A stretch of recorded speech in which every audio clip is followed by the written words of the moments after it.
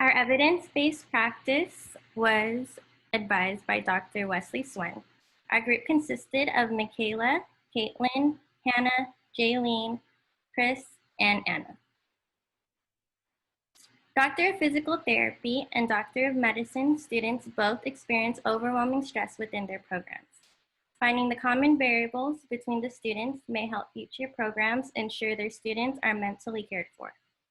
To find common stressors, stress levels, and coping mechanisms between DPT and MD students, and to compare the results was the purpose of our research. Which brings us to our clinical question. What are the stressors, levels of stress, and coping mechanisms for DPT students, and how do they compare to MD students? Our type of clinical question was a prognostic question. With this, we stated that both DPT students and MD students have stress, and our purpose was to find the common stressors, stress levels, and coping mechanisms between the two. We used PubMed and CINAHL.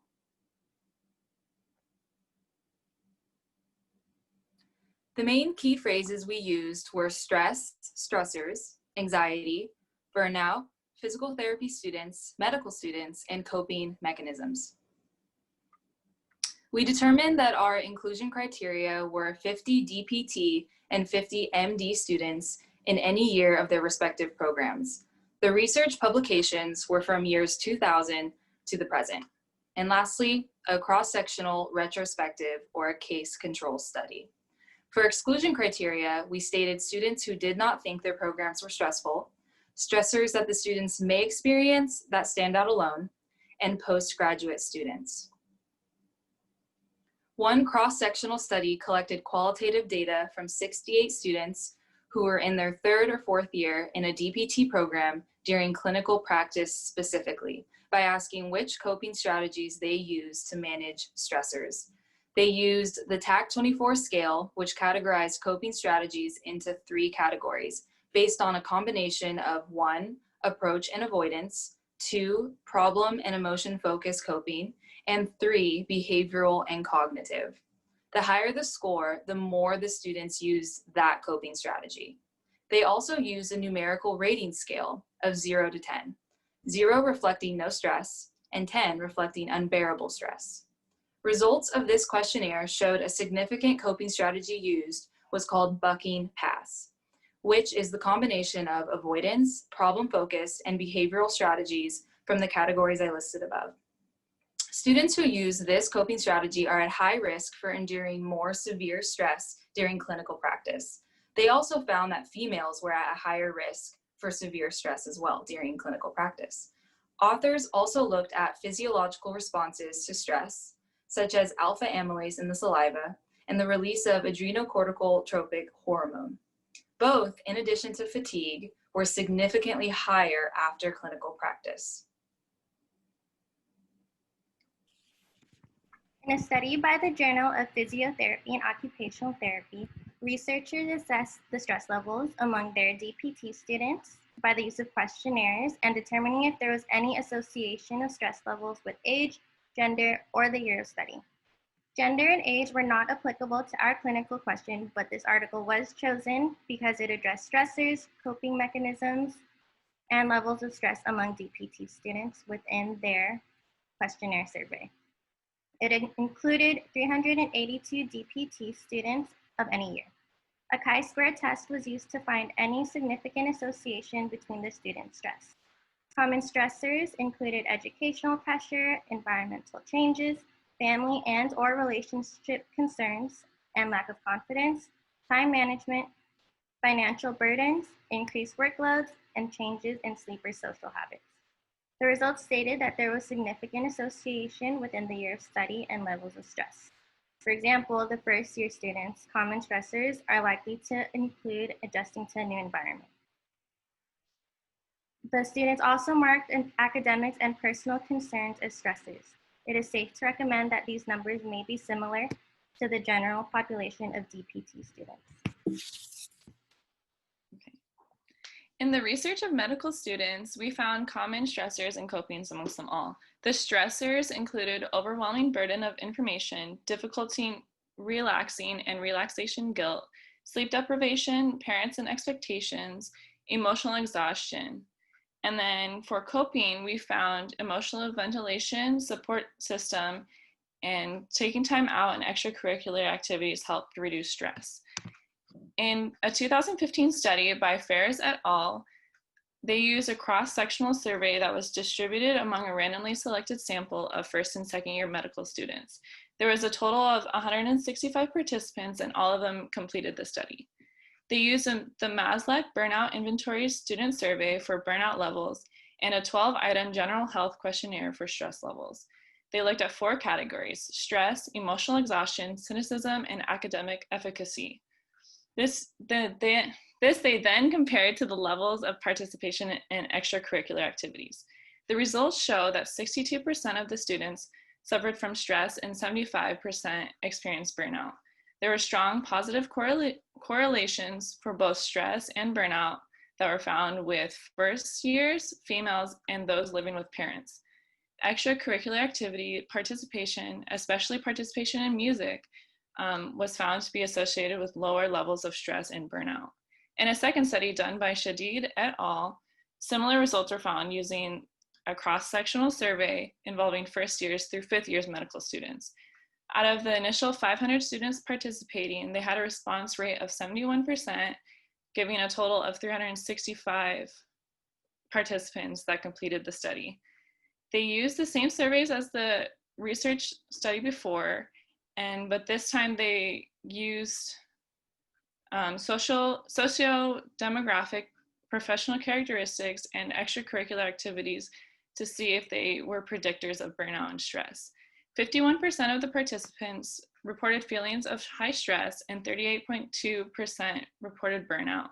The evidence showed that not participating in extracurricular activities had a significant higher level of stress than those who did.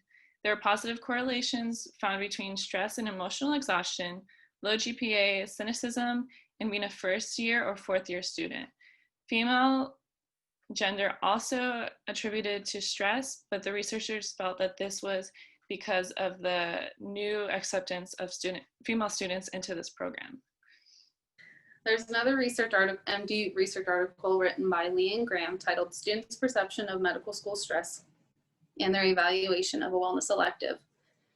The purpose of this study was to analyze students' perception of their stress during their medical school program and to assess how the wellness elective positively or negatively affected their academics. The wellness elective was a series of 6 weekly 1-hour lectures that provided information on stress reduction, wellness, and coping strategies. At the conclusion of their 6-week course, the students were to critique the elective course and write a 2-page paper describing the stresses they experienced in medical school, their current way to cope, and how they will incorporate what they learned. 54 essays were received from students and analyzed using qualitative methodology, and the results were validated by questionnaires mailed to students 2 years later.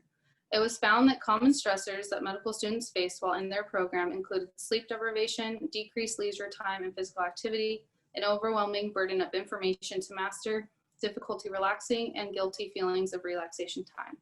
Coping mechanisms included emotional ventilation, having a support system, time management, and relaxation techniques provided through the course, which included yoga, healthy diets, meditation, support groups, prioritizing time with family, and prayer. It was also found that the students felt that 1, wellness issues should be important for physicians, 2, their own well-being had been diminished by the burden of information to be learned in medical school, 3, talking to peers was a useful coping mechanism, and 4, the elective gave permission to engage in wellness activities without additional guilt. In the end, students who selected the wellness elective rated it positively and found it to be helpful in dealing with stress. Based on the students' responses, a wellness elective could be a useful addition to the first or second year medical curriculum. With the evidence that we found that refuted our clinical question, going back to the Caffet et al. 2018 study, only 2.1% of TB students stated zero stress. And with another study, they used the NRS scale of 0 to 11, 0 reflecting no stress, 47.7% scored in the slight stress reaction group with an NRS below 7. Now, for our stats, we selected 3 particular studies that had a strong correlation with our clinical question. And the KEF et al. Study that surveyed a good sample size of 382 students, the stress levels determined by the questionnaire, out of 382, 19.6% had mild stress, 38.2 had moderate stress, and 40.1 had severe stress due to academic and personal reasons. And it's also accompanied an open prompt. Of course, we left out the 2.1 because it was our exclusionary criteria. So now also for another 2018 study that pertained to DPT students, it measured non-cognitive factors such as self-efficiency, resilience, and emotional intelligence with PT students and see if that plays a role in the stress and stress management capabilities. Now they were given a coping self-efficiency 10-point Likert scale with higher indicating a higher perceived coping ability. Now they're given the first 3 semesters. First semester out of 29 students surveyed, 6.35 out of 10 had a second semester had a 6.79, and the semester had a 7.37 out of 10, which was fairly high for the coping abilities for graduate students.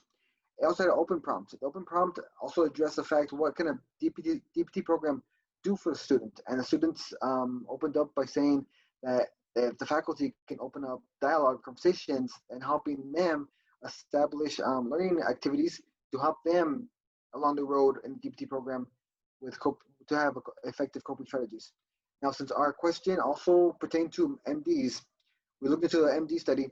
The MD study basically measured the levels of stress out of 66 students.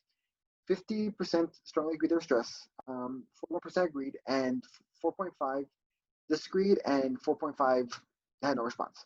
This study was viewed at this medical school because this medical school had a wellness elective, which focused on stress reduction and personal wellness. The wellness elective and 3 similar stress management strategies had basically a 50-50 among students. 45.5 strongly agreed it was effective, and 54.5 agreed. The wellness elective course had a positive outcome of the medical students and the academics. Now we can see with the stats that both MD and PT students need to be aware of their capabilities and their coping strategies early on in their graduate program, and with established academic resources to help them with their stress, it was favored in both fields of study.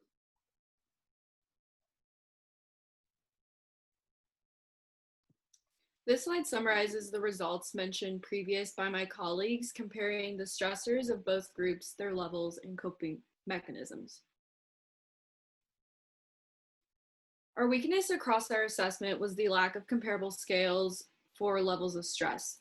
The variability in the scales didn't allow us to have a standardized method of measuring levels of stress from PT to MD students.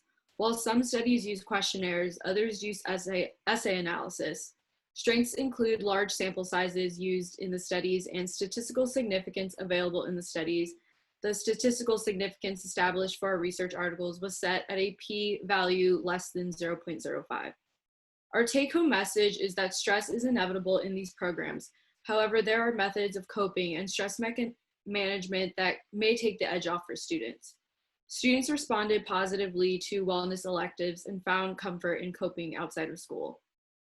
Students who were shown to have coping self-efficacy established earlier on were better acclimated to the stressors their programs brought.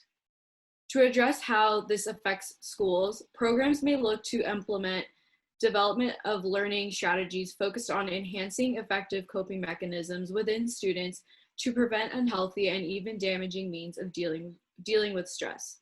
For example, time management workshops and wellness elective classes.